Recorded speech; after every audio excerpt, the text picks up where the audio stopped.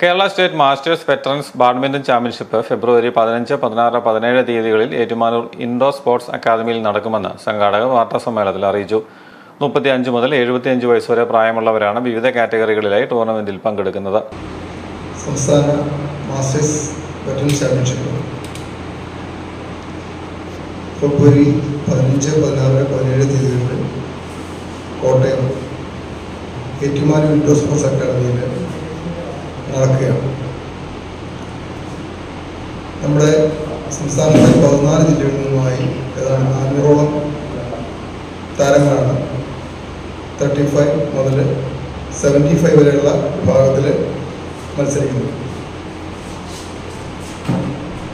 നമ്മുടെ ഈ മത്സരത്തിൻ്റെ ഉദ്ഘാടന പരിപാടികൾ 16 ഞായറാഴ്ച രാവിലെ 10 മണിക്ക് സ്റ്റേഡിയത്തിൽ നടക്കും. ആ ഉദ്ഘാടന ചടങ്ങിൽ 2 പരിപാടികളാണ് നടക്കുന്നത്. ഒന്ന് ടൂർണമെൻ്റ് ഉദ്ഘാടനം, അതോടൊപ്പം തന്നെ ദ്രോണാചാര്യ അവാർഡ് ജേതാവ് ശ്രീ എസ് മുരളീധരൻ അവരുടെ കോട്ടയം ജില്ല ആദരിക്കുന്നു. ടൂർണമെന്റിലെ വിജയികൾ കേരളത്തെ പ്രതിനിധീകരിച്ച ദേശീയ മത്സരത്തിൽ പങ്കെടുക്കും. ടൂർണമെന്റ് ഉദ്ഘാടനവും ദ്രോണാചാര്യ അവാർഡ് ജേതാവ് എസ് മുരളീധരൻ സ്വീകരണവും 16 രാവിലെ 10 മണിക്ക് മന്ത്രി വി എൻ വാസവൻ നിർവഹിക്കും. ഡിസ്ട്രിക്ട് ബാഡ്മിന്റൺ അസോസിയേഷൻ പ്രസിഡന്റ് കുഞ്ഞു മൈക്കിൾ മണർകാട്ട അധ്യക്ഷത വഹിക്കും.